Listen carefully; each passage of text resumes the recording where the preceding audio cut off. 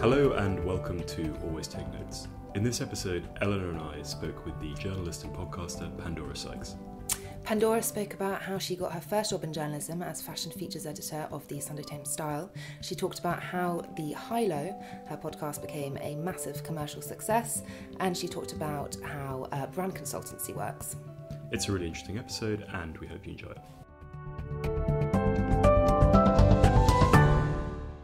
So, hello, we are with Pandora Sykes, who is a journalist and the co-host of the Women's Best UK podcast, The High-Low, in her beautiful home. Thank you, Pandora, for having us today. Thank you. And so let's start from the beginning. So talk to us a little bit about when you first became interested in journalism. I know you're a voracious reader. You've talked about that a lot, and you did some journalism at Leeds for the student paper there. But were you reading magazines before that? Yes. I can't recall a time where I haven't wanted to be a journalist. Even when I was tiny, I remember when I was about 9 or 10, I graduated from story writing to thinking, okay, I want to write for magazines. And I've been buying magazines since I was tiny. I've been collecting Vogue since I was 14, but I've had subscriptions to every magazine for as long as I can remember. So it was always something that was on the agenda, but I didn't go to journalism school because I wanted to do an English degree where I would get to read a lot, and then I did a little bit of writing for the student paper. In hindsight, I should have done a lot more. I think if I was at university now, everyone's so much more engaged. But people are writing for The Guardian in their first years now. I find that astonishing. No, I am still very proud of a piece I wrote for the Leeds student paper though about smirting, which is smoking and flirting, and it was about whether the smoking ban was our new love connection. And I still think that stands. So you're saying that people flirt best in smoking areas? Because people had to go outside. There was a small amount of people. You were borrowing people's lighters. So I just felt like that was a... And some people do look quite sexy when they're smoking as well. I'm sorry to say some people look quite sexy when they're smoking. Okay. So, and were you interning whilst you were at Leeds? Yes, I did a couple of internships at Leeds, but it was quite hard to get. I think probably still is to get internships until you've graduated. So I did one at the Telegraph, I did one at the Week, and I did another one, I can't remember, but they were just kind of, it was more work experience, a couple of weeks here and there. And then when I left university, I interned for almost 2 years straight, which is the real travesty, I think, of because if you don't have a family friend, which I did, to stay in their spare room or on their sofa, then how on earth do you afford to intern for such a long time? But I did pretty much 3 back-to-back internships. I was at ES magazine for 5 months, and I was at the now defunct InStyle for 11 months, which I think is as long as you can have someone until you have to pay them. Yeah. There's a gear shift, isn't there, in salaries. And then I was at GQ, I think, 3 or 4 months. And how did you find the transition of what you were doing? When did you first get to write and get stuff published and things like that during those internships? Actually, I was really lucky at all of them I did, because I don't think that's a given. I was features assistant at all of them. On my second day at ES, I did a cover interview with them with an actress called Lydia Leonard, and it was heavily rewritten. I was probably only sent because no one else could do that time. But I did quite a lot of bits there, like roundups and stuff like that. GQ would be the same, it would be tiny bits. It would be the detail section. Yeah, exactly. It might be a restaurant or a film roundup. There, it was definitely more research, and then InStyle a lot because I was there for almost a year. So again, in all of them, there's a lot of Christmas gift guiding. I seem to remember, which is just the bane of anyone's life, Christmas gift guides.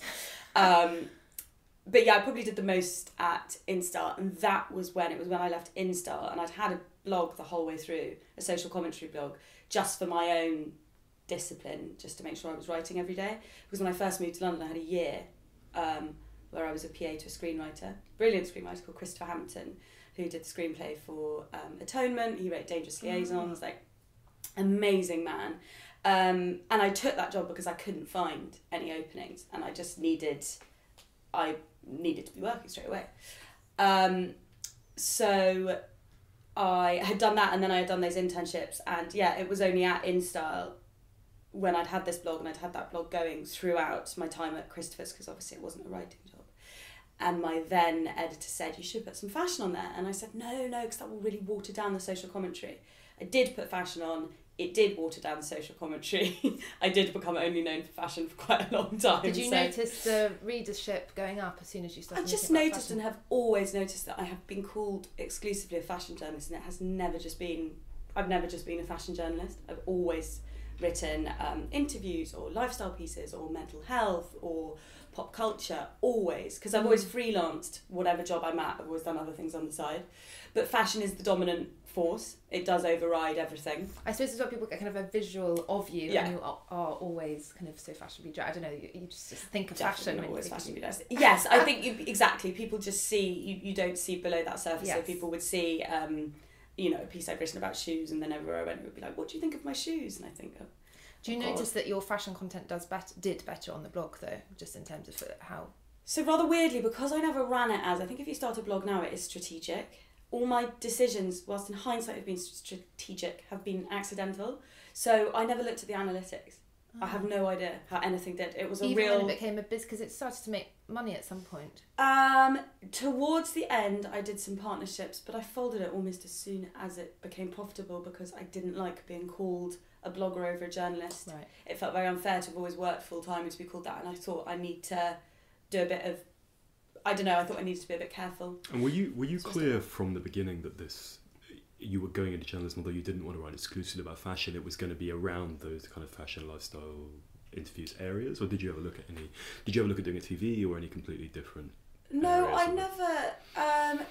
No, it was always going to be writing, and it was always going to be. I mean, I was then, and I am now, but I think I can sort of verbalise it better.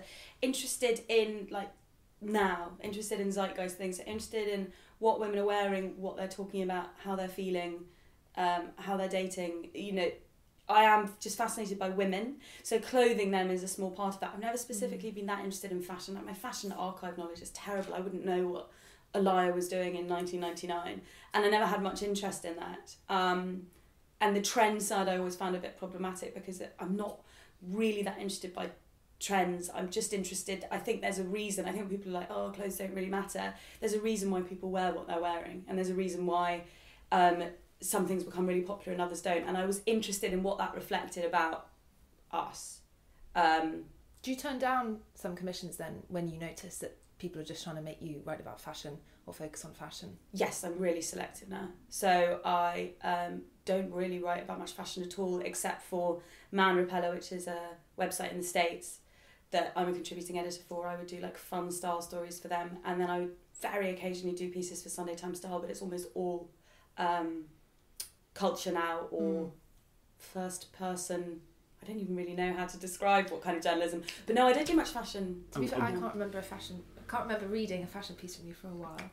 And after this long period of doing internships, what was your move into a more permanent gig? How did that work? So I then randomly heard about a fashion sharing website startup that was run by the Daily Mail that needed an editor, called Today I'm Wearing. And at the time it was quite a weird idea. I remember someone saying to me, why would anyone share pictures of what they're wearing?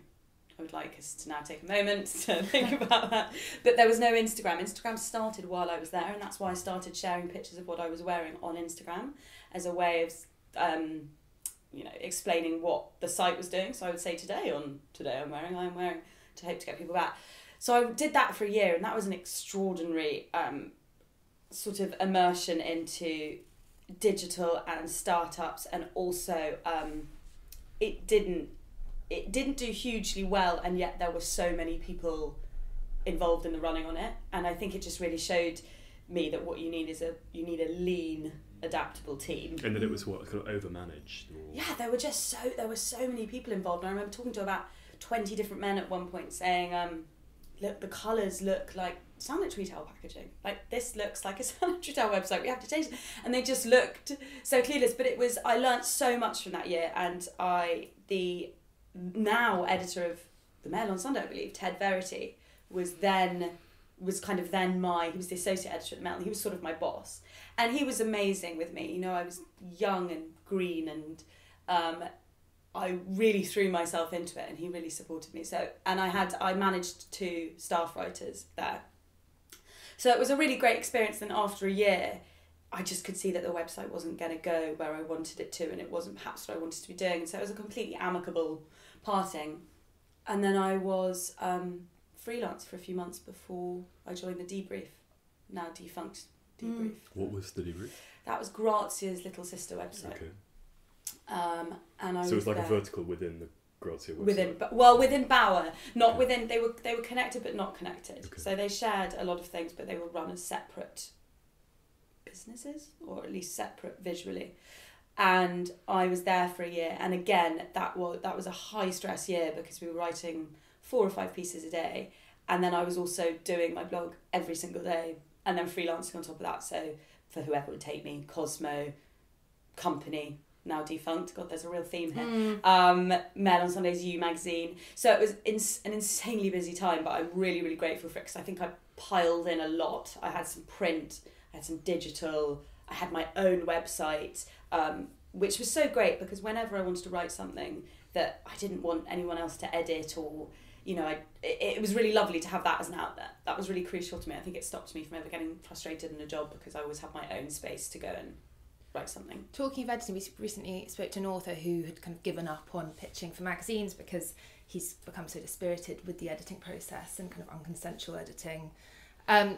You, in terms of what you learned being edited coming up through journalism versus now, what kind of the formative editing experiences, and how has that affected your writing style today? I think when you're younger and you're edited, you can't really say anything. I sort of just had to accept the wisdom of elders. I think It's such a shock when your copy's completely rewritten. Yeah, I remember I don't even really want to say what it was, but there was a headline once that was problematic in its insinuations, and I had loads of people that magazine emailed me saying, we've had lots of letters of complaint, do you want me to forward them to you?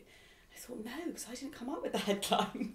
So there were times then when that was a bit, you know, it's quite anxiety making when someone puts a headline on a piece or a slug or cell or whatever, and you think, that is so not the And sometimes you complain to subs and they look at you like, so, does it matter if it has That's nothing the great to do thing with about the piece? being on staff. So being on staff, you know, Sunday Times Style, I could see a proof and I could say, please can't put that headline on. And you'd have to fight with the editor. The editor would say, well, I want that headline. But you would at least be there and you would know the process.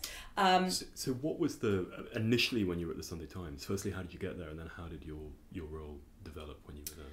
I was headhunted when I was at the Debrief, which was a real surprise. It was a big promotion. That was definitely my big break, I think. I'd always wanted to write for the Sunday Times ever since I was tiny. And so being fashion features editor and having the Wardrobe Mistress column was a really amazing platform. And I still maintain it was an incredible platform because, you know, 1.5 million people read the Sunday Times, and having my own designated space rather than, you know, tiny byline was really amazing.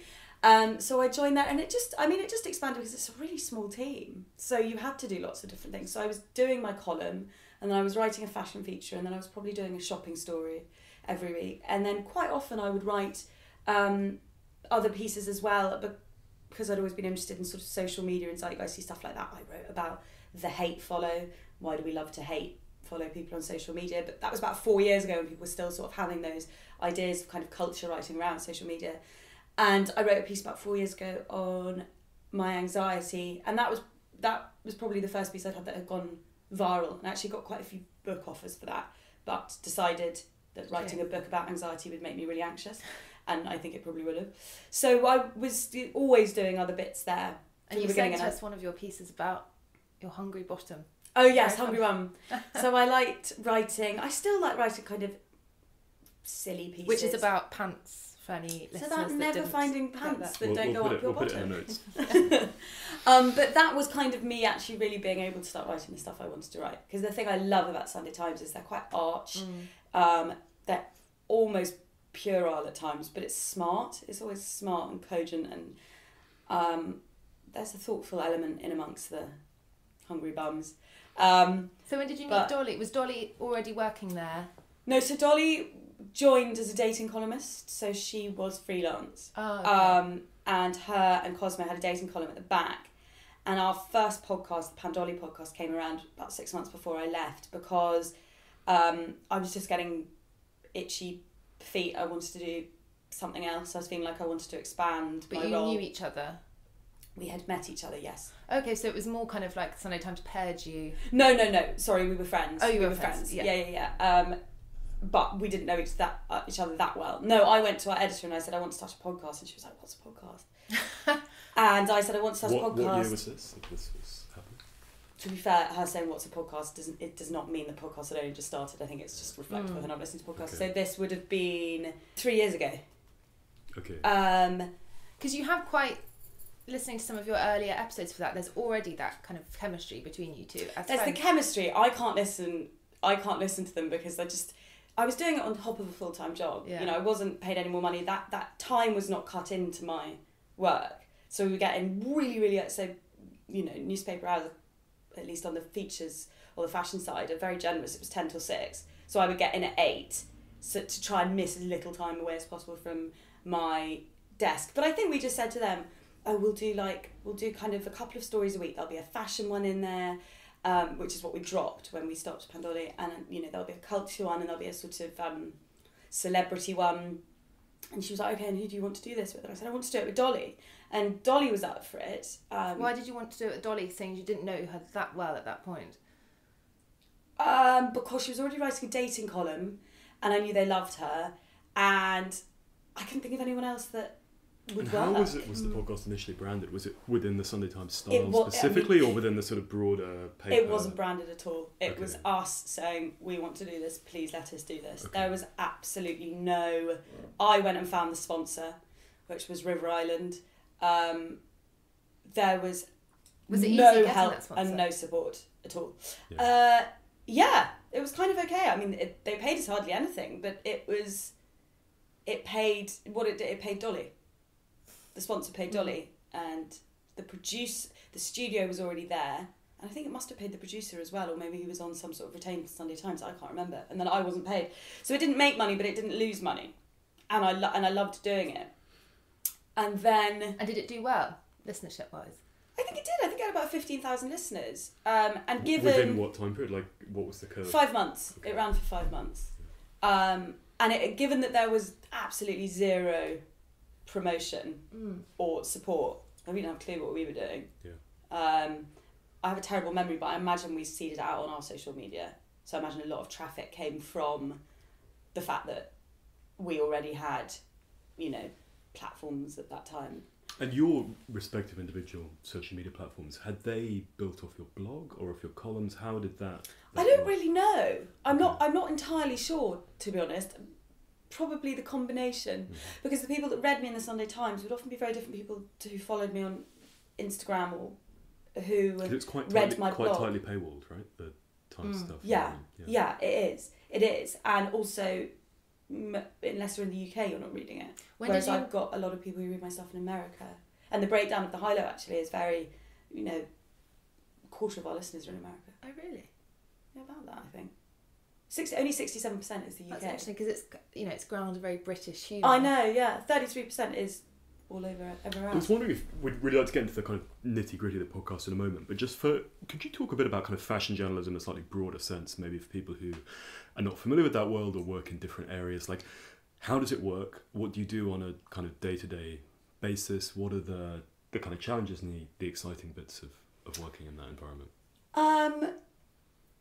Oh, goodness. I think... And maybe how within a newspaper environment it compares to, say, a magazine as well.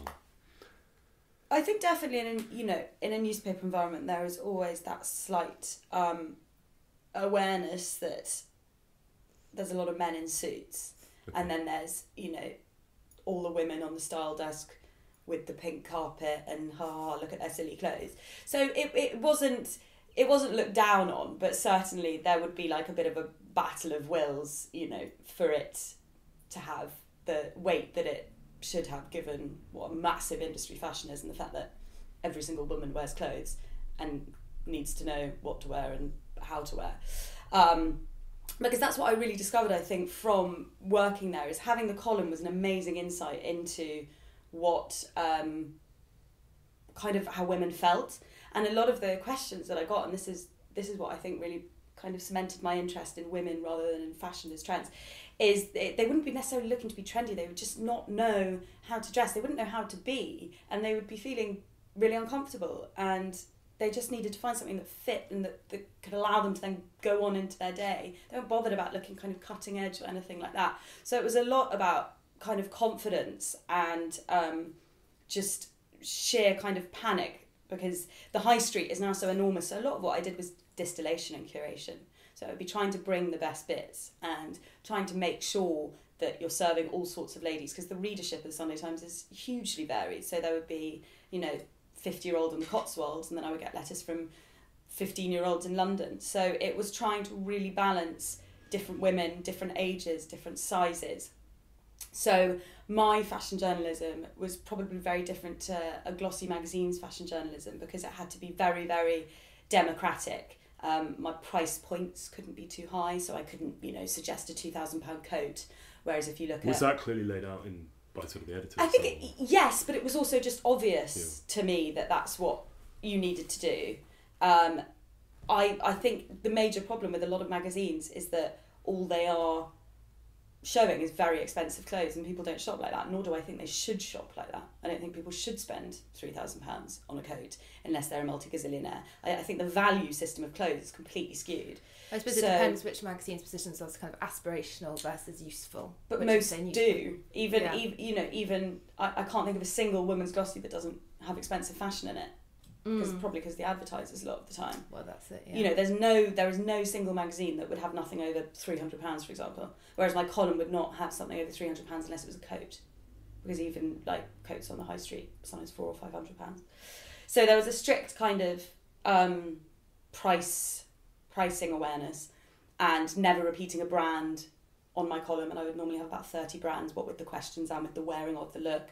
So I just got to know the high street and the sort of like lower end of the luxury market inside out. How did the interactions with the brands work? Would they write to you and sort of pitch themselves to you, or how was that?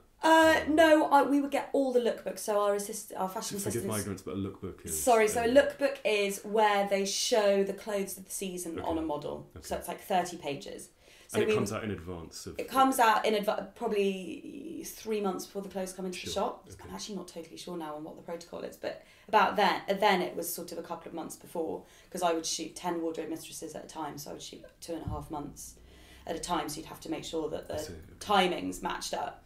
So we would call in all of the lookbooks, and I would, every time I did a shoot, I would circle them all. I would also go in pretty much 3 times a week. I would go to the new in sections of every single website under the sun, just to see where you're seeing patterns, what you're seeing a lot of.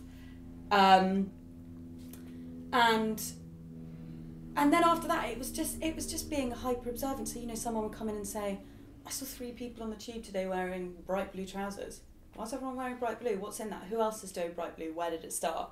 So then you build a narrative around that. And I think the wonderful thing at Style is there was always a story. It was never just, you should buy this because it's really trendy.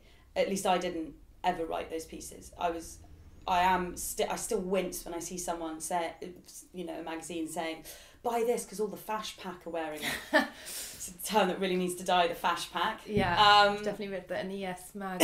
Everyone uses it, so that's not a diss at a particular, but I was just always really keen to avoid that. I think I've always had quite a high cringe complex. I've had to do some cringy things, don't get me wrong, a lot of those features. I remember I did one about leopard print, and I was wearing a leopard print coat, leopard print boots, astride a fake leopard with another leopard in the background. So I definitely put myself out there, but I was so aware that that's not real life. The fashion industry is not real life. So I was kind of straddling the real world and fashion world. I thought it was interesting that kind of related to that piece you sent about the marketing approaches taken by some of these brands, where they kind of pretend to be your friend, right? And I thought what was interesting about that is it seemed, that was a pretty kind of serious piece of reporting journalism you'd done. You talked to everyone. I thought it was really interesting. How much of that kind of work were you doing, where you were kind of reporting out a trend within the industry, as opposed to something that was looking at a trend or that kind of thing? And which did you enjoy more? So that was a piece I wrote for the Business of Fashion, and I really enjoyed doing that. It was a lot of work, and it had a big response because Business of Fashion is just read by so many different people in the industry. I loved doing that, but as it's a business piece, so that wasn't something that would have really sat in a consumer title. And if it had, then it would have been less businessy, because you have to be quite interested in like fashion marketing to read that piece. It's interesting because I'm not hugely interested in fashion marketing, but I found that piece fascinating because it was like I kind of. I know that. I get. You can see how it's happening. Stuff like yeah. that. I was riveted by it. We called it BFF marketing in the end, but at the beginning I called it babe marketing, because it's all like, hey babe. Like, do you think it's disingenuous? I mean, that was what I was. No, not entirely. I think when it's done by the high street, it's disingenuous. I think those companies that were started a lot of the time from quite kind of free-spirited origins, like Glossier, Realisation Park, Reformation, they're all started by businesswomen, but I've met all of the women behind those brands, and they are all, that is them. Like Fenty, for instance, has that kind of conversational style about, bringing women into this kind of fold of making them feel good. Yeah, because a friend of mine runs a yoga or apparel equipment. I won't name it, but she. It's interesting because I've kind of joked with her about this, that like you're sort of claiming you're everyone's friend, and like, you kind of are. You're doing this because you felt there wasn't the stuff that you wanted to wear available, but like this is also quite a savvy marketing trick. I think there's a couple of reasons why it's happening. I think one is that there's been this massive emphasis on listening to women. Essentially, like societally, culturally, I mean, that's what Me Too was, that's what Time's Up was. So marketeers are realising that you have to be more responsive to women, and a lot of these brands were built out of responding. So Glossier make products when their consumers tell them what they're missing. Reformation, were told that they weren't doing enough clothing for larger sizes, so then they launched lines that specifically address that woman. Ditto, the same happened with big boobs. So that kind of reciprocal quality is sort of rooted in culture. But I think the other reason why they were trying to talk to people is, I always think of how Marks and Spencer's was like one of the first clothing stores on the high street, and there wasn't anywhere else to go, so they didn't have to reach out, everyone came to them. There's now so much stuff out there that they have to think of ways of capturing, and also shoppers aren't loyal anymore. There's not really any loyalty, there doesn't need to be any loyalty. So they really needed to find a way of talking to you and making you feel like, oh, are they talking to me? Also, all these new brands rely on social media so heavily, and what works on social Yeah, media. totally. A lot of them have no bricks and mortar space. They don't spend any money on marketing. Social media is the most incredible vehicle to sell. I don't think it's any more disingenuous than any other facet of consumerism. Like, ultimately, they want you to spend money. So it's just how they achieve that. And you just touched on before the kind of feeling of the men in suits being slightly dismissive of the women in fashion, and I think there is certainly still this feeling of kind of male journalists, particularly a female journalist writing personal pieces, and I've written personal pieces, sometimes I feel that kind of snootiness. As a woman who's written personal pieces and fashion journalism, how difficult was it for you overcoming that kind of judgment, if you did get any? How am I taken seriously when I write about my hungry bottom? It's definitely that. Hadley Freeman tweeted the other day that whenever people want to insult her or minimise her, they call her a fashion journalist, even though she said, I haven't written about fashion for 11 years. It's definitely used as a minimising tool. I find that when someone disagrees with me, they like to call me a blogger or an influencer. Yeah. And do women do it, or is it generally always men? Women do it as well. Yeah. I put up an Instagram post about vintage shopping the other day because I'm really passionate about it, and I don't think it's as like hard or as much of a minefield as people think it is. So I try and talk about it quite a lot. And I had bought a jacket from Portobello Road, and I was describing how it compared to the prices on the high street. And I said it's cheaper. I bought a vintage Gucci jacket and it's cheaper than almost everywhere on the high street at £50. And I had this woman writing, you're in a bubble if you think £50 is cheap. So I then listed, because I don't say that unless I know I'm right. I don't put things out flippantly because I think so many people put out things flippantly and I don't want to do that. So I then listed the price of every single blazer on the high street, and there was only 1 out of 10 that was cheaper than that. And instead of saying, I'm sorry, you're right, she replied and said, I should have known that with a career in fashion rather than politics, that, that would have been your answer. And I said, I do have a career in fashion, but I also have a #1 culture podcast. That's really interesting to me that you are suggesting that an interest in fashion negates an interest, an awareness or a knowledge of other things. If you had a lawyer that was a keen gardener, you wouldn't describe him as a gardener. You say he's a lawyer and a gardener. Why did you engage? I mean, I suppose that, that's the broader question of... Because I didn't want other people to see that and think that I had written that flippantly, that I hadn't done my research. Okay. So normally I'm not so anal that I would be like, well, actually, here is all my research. But sometimes it feels important to... It's quite hard to ignore when someone says something that, really cuts, probably lays into a fear a bit, really cuts you deep. Or if I've ever written something about mental health and someone will reply going, why don't you try go back to your shoe shopping, or else go to Iraq and find out what real strife is. So you get, there's a lot of that. It's as much, it's probably slightly more men, but I think there's a lot of internalised misogyny. That's something I've battled with loads. I really have, I really find it difficult when I feel like I am misrepresented, and I think that's why I have been quite careful with the high-low. We don't talk about any fashion. We don't have any fashion sponsors. We don't work with fashion brands. Like, we'll now do underwear and jewellery because we decided that's kind of, that's an everyday rather than a fashion thing. But we were so careful to try and remove it from my origins because it's such an easy way for people to dismiss anything I do. Can we talk about the high-low and then how it went from the Sunday Times podcast to the high-low, and then what the journey of that was like? So the Pandora podcast finished when I left the Sunday Times. Okay. We wanted to take it with us, but there were all sorts of bonkers kind of limitations on what we could do. And why did you decide to leave the paper?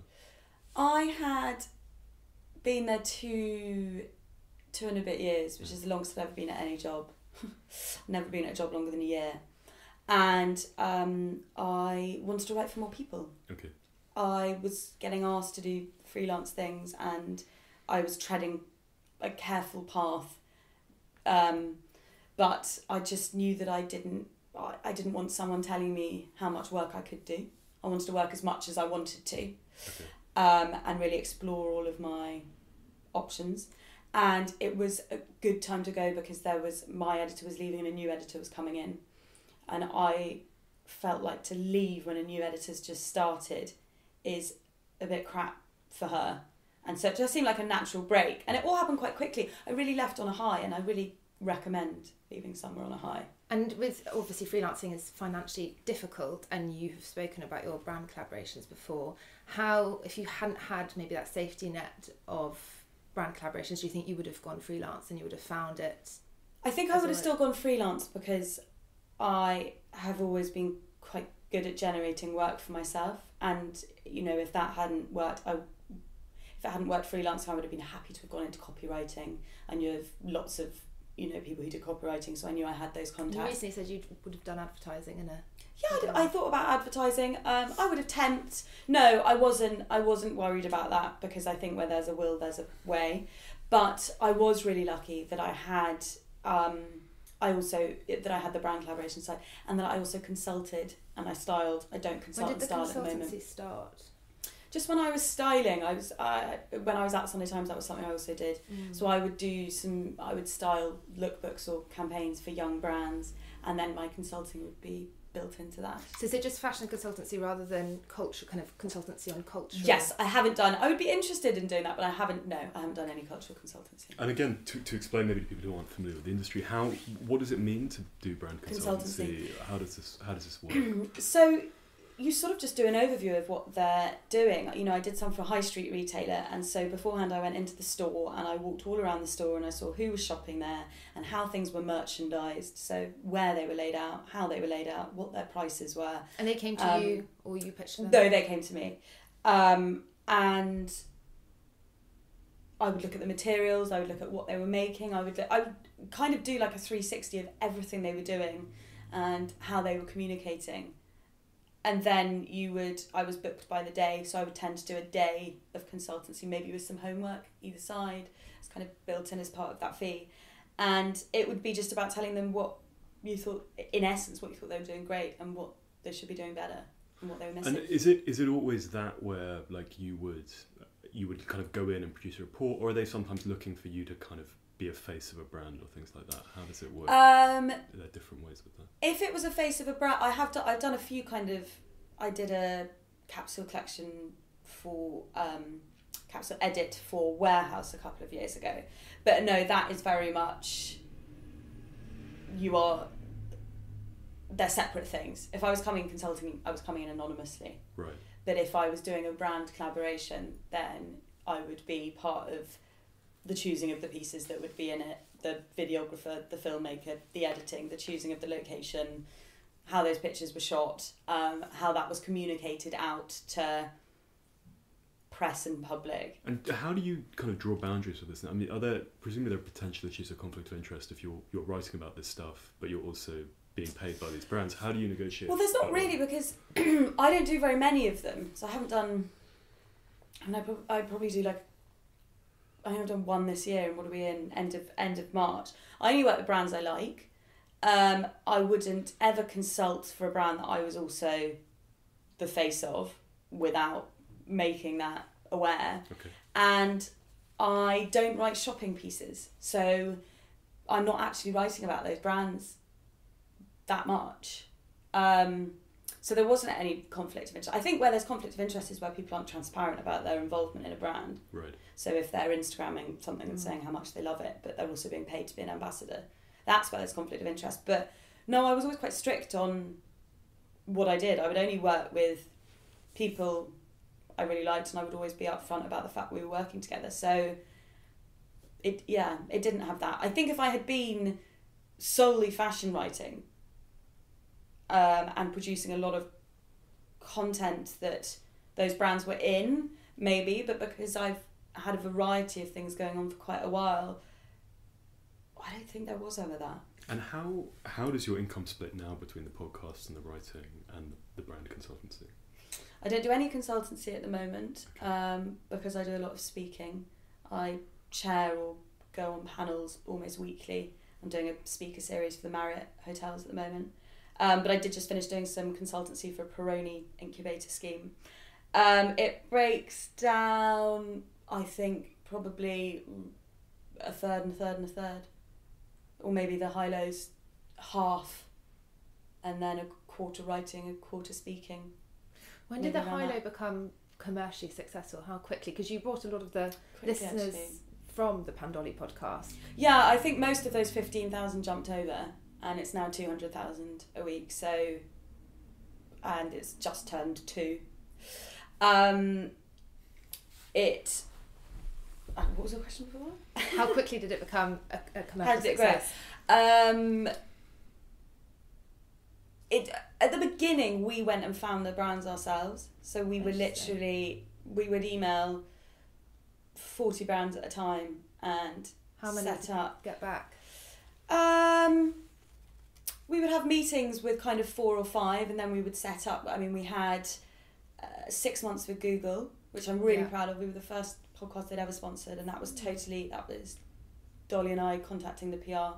We would just Google every single brand, no pun intended, that we thought, was a good household name, or we wanted just good, reliable kind of names that people had heard of, like trusted products. So Sainsbury's, for example, we had, or who weren't Pop traditional Chips. Podcast advertisers, right? Because a lot of I don't even know. We didn't know anything about podcast advertising. Yeah. We just told them why. We just pitched them and told them why they should be part of it, and we were really underselling the slots. They could have gone for a lot more, so it ensured we were always booked up. Would you have done it without a sponsor? No. I'm not interested. As I reach the end of my 20s, I'm not interested in doing work that doesn't pay. I did my blog for free for years. I've done so much kind of grafting for no financial return. So we were both pretty strict that this had to be profitable. It had to be work, it had to be a business, or we weren't going to do it. And that's how we think of it. It's a business. It's not like a hobby, it's a business. So we found Google and Sainsbury's and one other that I now can't remember. And then we were on a platform called Acast. And at the beginning, when we didn't have many listeners, we were making hardly any money, but that algorithm's very simple. The more listeners you have, the more money you make.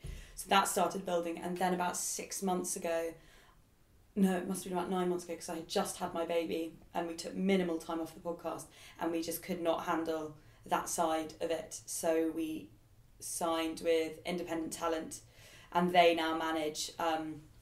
Acast still do the bulk of our sponsors, but then they find one kind of primary sponsor every single month for us. For example, at the moment it's Pandora Jewellery. And do they still tend to come to you / your agents? I actually don't know. I should think it's a combination of pitching out and receiving in. I'm actually not sure.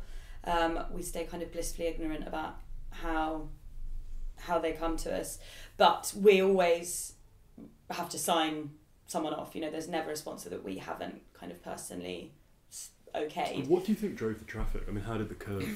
I don't think there was anyone else doing what we were doing. Still don't think there's anyone else doing what we were doing. In the US, I think there is. There's Call Your Girlfriend. Yeah. There was 2 Dope Queens. I'm not sure if 2 Dope Queens are still going.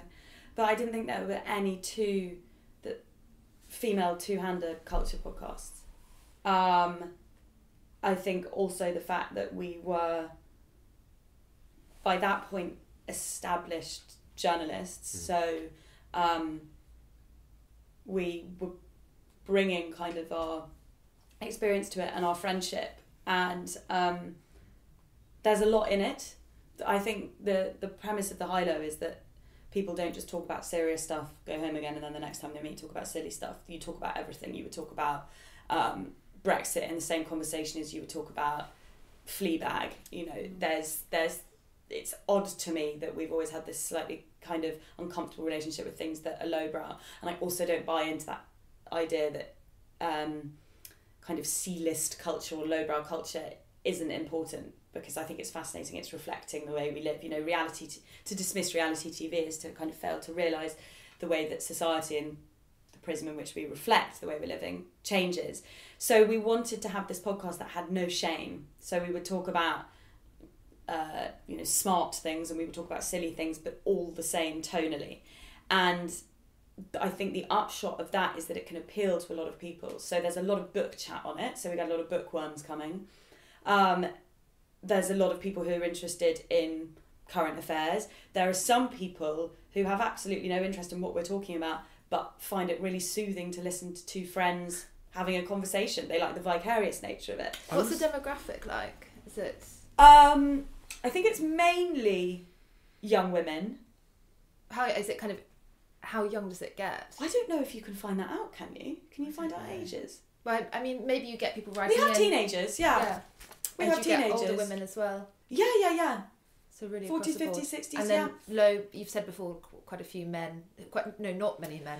But. I think we've got a decent amount of male listeners, but if we ever do an event, they wouldn't come to that. Oh, okay. We have like 2 or 3 secret men in the listeners, event always. Yeah. But we get quite. It's sweet actually. We get quite a few like letters writing in are often from husbands of or boyfriends of people buying tickets to the shows, often buying them on behalf of. That's nice. And how kind of produced and scripted is it? I listened to the Shamima Begum episode you did, and also the Elizabeth Day one, and in terms of how much do you know what you're going to be talking about in terms of the links and stuff like that you're doing, and how much is it off the cuff, the 2 of you? The only off the cuff bits are bits that aren't around in a news story or facts. Okay. That would never be off the cuff, and we have a sub-editor now as well, because you can't. I think when you hit a certain listenership, you can't make mistakes. Mm-hmm. We get pulled up on absolutely everything, so we have to be as careful as possible.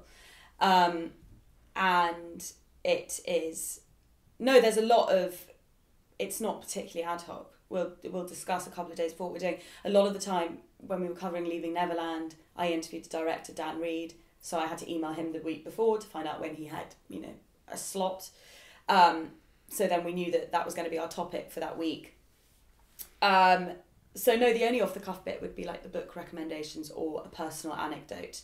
Shamima Begum was not remotely off the cuff, because you cannot talk about something like that unless you're really prepared. What are the reactions you get? I mean, in terms of, you were saying you get kind of scrutinised by your listeners and people like that. I think the amazing thing about our listeners is I had a fear that our listeners would just be people like us, and I don't want to just talk to people like us, and I don't just want to learn from people like us. And in the guests that we book and the content we cover, I think we're pretty varied.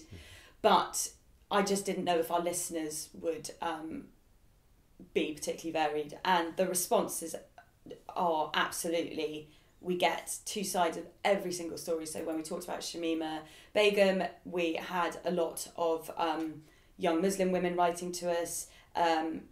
One girl had a grandmother who was turning increasingly fundamentalist as the reaction to the Islamophobia, which was incredibly interesting to see. I think how someone that had been religiously fairly neutral was actually how she was reacting to how we were, or how the media here was reacting to Shamima again.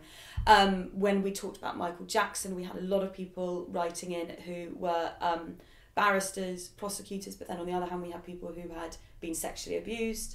Did you get a lot of backlash from the deniers? No. Who've been out in force? No, do you know what we didn't? I think the podcast is probably, I think the listenership is largely quite liberal, and I feel like the deniers, I don't think that's a particularly liberal response. Their way onto it. Yes, true. But I actually don't know, because our sub-editor now checks the inbox for us as well. I was going to say, because you often have to caveat on the podcast, that was a joke, please don't send us an angry tweet. How draining is that? I mean, Dolly said the other day that she could really tell how careful I was when I made a joke about how much Elle the Queen uses, and then followed it up with I really like Elle as well. She was like, God, you know that we have to be careful when you're defending Elle. What is Elle? It's a hairspray. Right. And how much has that kind of restrained your opinion? I mean, personally, as a journalist, I find it quite difficult sometimes to say what I really think, just because I just can't deal with the backlash. How has that affected how? It doesn't. I think I wouldn't ever put something out and not be honest. We would just not cover it if we couldn't be honest. But we are definitely careful. But I think that's no bad thing. Yeah. I think in a culture where people think that they have the right to comment on everything, even when they have no idea, this idea that you should have an opinion on everything, I think is really dangerous. I don't have an opinion on everything. We don't cover everything. So I think being careful and being thoughtful about what you say, and being careful not to offend people, is no bad lesson. Especially as two for white, all of us. Yeah, it's two privileged women. It must be difficult. I mean, someone tweeted the other day, I think, or said something like, God, can you stop checking your privilege every minute? And I thought, no, I'm not going to stop checking my privilege every minute. I'm really privileged. I'm okay referencing that the whole time. I don't have a problem with being, I'm not ashamed of being privileged. That's not something I'm going to hide, which a lot of people do. I think the problem is when people try and sort of dumb down the opportunities that they've had in life. I've worked really hard, but I've also had an enormous leg up in a million different ways. The fact that I'm straight, the fact that I'm white, the fact that I was privately educated, and much more beyond that. Is so there I'm a not risk going to hide that you kind of lose the edge of your product if you're too wary of ruffling feathers? That it can become. Well, I don't think if any regular listeners of the Highlight would ever think that we were being too careful. I would say I'm still quite punchy. Mm-hmm. Has it changed? Do you think that the way you talk on air now is distinct to how when you started? No, I think the only change, and this is a positive change, is that we now cover topics we would have been scared to cover at the beginning. Okay. So, for example, we wouldn't have covered Shamima Begum because we'd have said, but we don't know that much about radicalism, and we don't know that much about what's going on in Syria. The truth is we actually know as much, if not more, than everyone else who's listening to it. You often get on experts to talk about subjects. Totally. And we do a lot of reading around it. Yeah. And also the idea, I think sometimes there's a problem that we don't talk about tricky things because we don't know enough. And then that means that they're just not getting discussed. So there's nothing you won't touch?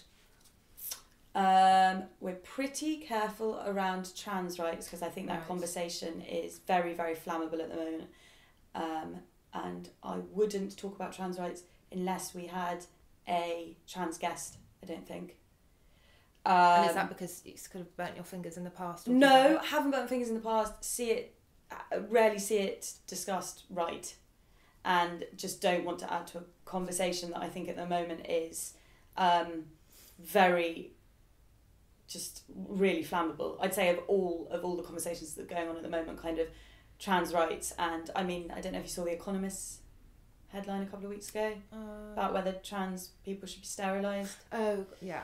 So, and even the debate around that film Girl, have you seen about the transgender? Yeah, which I really want to see that. Nora Mansfield. I I just feel like a lot of the journalism around it is just dividing and polarising and offending more than it's doing any good. So that is why that's something that we are very careful to cover.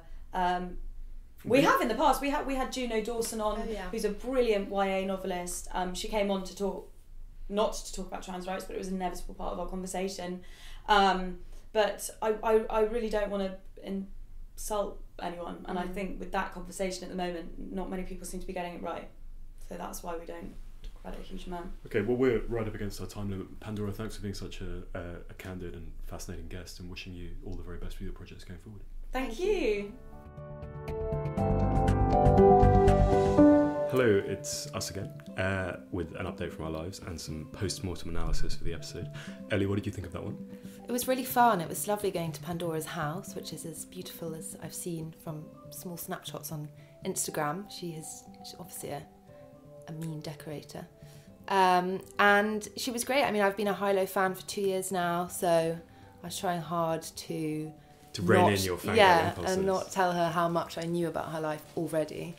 But she was great. I was glad to see how how willing she was to talk about the commercial aspect of the Hilo and also the brand consultancy. Yeah, I thought she was admirably candid on all of that stuff, and also talking about her writing and the sort of whole world of fashion journalism and how it works from the inside out. So great to have her on. And she was a bit worried that any Hilo fans might get upset about her talking about the trans community. She was quite anxious about that afterwards. Yeah, that is very true. I do feel sorry for both of them having to deal with the collective trollers of the internet. Yeah. Anyway, Ellie, what's been going on with your life? As I was just saying to you earlier, I am feeling very worse for wear this morning, as it is a Saturday morning, and I was out last night and I can't quite think of all the things that I've been doing. Ellie is currently in a sort of semi-fetal position on a sofa with wearing a scented candle and some daffodils. I'm gonna hand it over to you, and you tell me about your life today, Simon. Fair enough. I was in France for an assignment for Outside magazine in Chamonix, which was interesting, and I've been wrapping up 2 other assignments for Business Week and working on various other things, and that's largely it. Anyway, this has been Always Take Notes, hosted by me, Simon Acombe. And me, Eleanor Halls. Our producer is Nicola Keane. Zara Hankier handles our social media. Our graphic design is by James Edgar, and our score is by Jess Danheiser. If you would like to find us on social media, we're at Always Take Notes on Instagram and Take Notes Always on Twitter. And as ever, we'd love it if you could rate, review and subscribe on iTunes. Or if you fancied contributing to our crowdfunding page on Patreon, that would also be brilliant. Thank you and goodbye. Bye.